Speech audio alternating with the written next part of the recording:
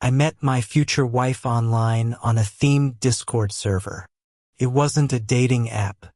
It wasn't something I was actively searching for. We just started talking in a shared space about common interests, about life, about things that mattered to both of us. Very quickly, it became clear that we liked each other. The conversations were long, honest, sometimes deep, sometimes light. And one evening, almost unexpectedly, she told me she wanted me to come and see her. We lived in different states, about 1,100 miles apart. At the time, we were both 22 years old. I was just finishing college. I didn't have a stable job yet. No real savings. No solid ground under my feet. She couldn't come to me. She came from a very poor family. Money was always a problem for her. I talked to my parents. I explained everything honestly, who she was, how we met, why this mattered to me. They understood. They helped me financially so I could travel to her and spend some time together.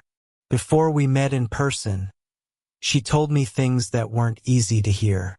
She said she had been with 5 men before me. She was honest about it. She said those relationships were mostly about sex. She knew it at the time but stayed anyway. Every one of those relationships ended the same way. The men left her. Her longest relationship lasted 4 years. When I asked why they ended, she said she didn't know. She said she never really understood why men eventually walked away. She told me she wanted something serious, stable, real. That was exactly what I wanted too.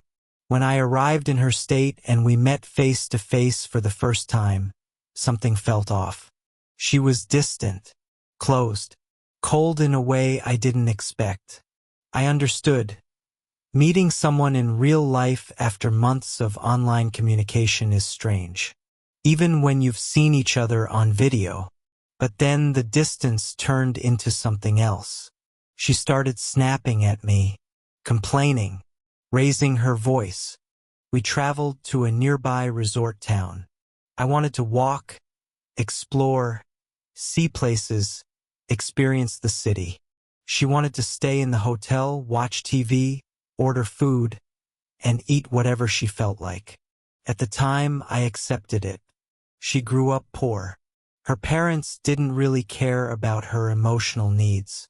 Their relationship was unstable. Her father worked long rotational jobs, spending weeks away and only a couple of days at home. He barely sent money. Her mother worked at a public school.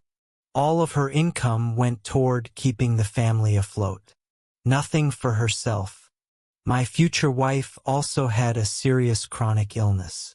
She took medication every single day. We talked about all of this openly. I didn't see it as a problem. I didn't see it as a reason not to build something together. When it was time for me to leave and go back home, I asked her directly if we were going to continue the relationship. She froze. She stood there silently for a long moment. Then she asked logical questions. How would this work long distance? What was the plan? I told her that within 6 months I would have a stable job with good income. This wasn't a fantasy. I had already passed the hiring process. It was just a matter of time. She said she wanted to continue. She said she was willing to wait. When I came back home, I was confused. These were my first serious relationships. I was afraid. Afraid I wouldn't handle the responsibility. Afraid she was using me as a way out of her life. Then my parents decided to make us a gift. For New Year's, they bought her plane tickets so she could come to my state, meet them, and spend the holidays together. She said there was no point in coming, that everything was already over, that she didn't want to show up in front of my parents. I convinced her to come just to rest, just to get away.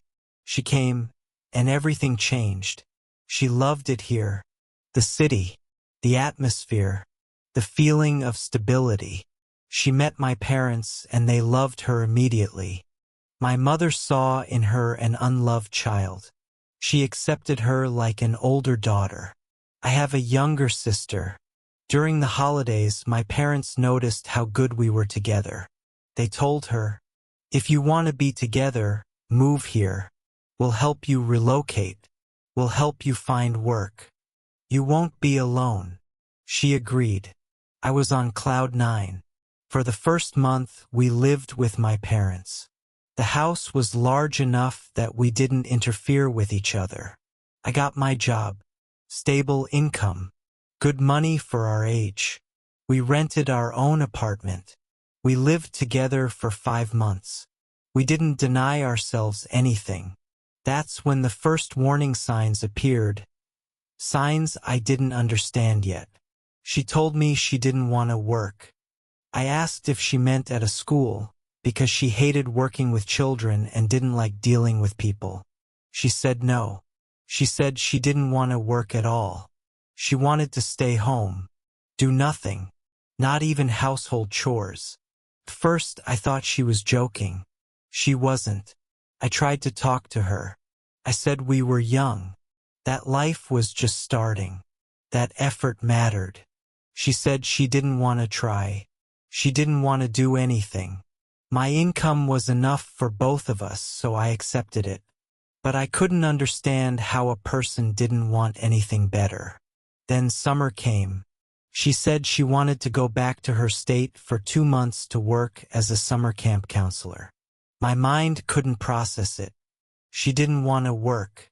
She didn't like children.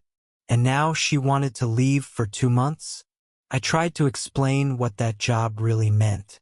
I had friends who worked in camps. They described it as exhausting. She didn't care. She said she wanted to go alone. Not with me. I started having doubts. Young people. Summer. Distance. I told her I didn't want to sit at home imagining what was happening there. We argued. For the first time seriously. Around the same time, my coworkers invited me to celebrate getting hired. It was a mixed group, men with families, wives, kids. They had been together for a month. He paid for her apartment. She left. Now I suffer not only from betrayal but from losing my role as a husband, as support. Everyone says it's for the best. I understand that logically, but it still eats me alive inside.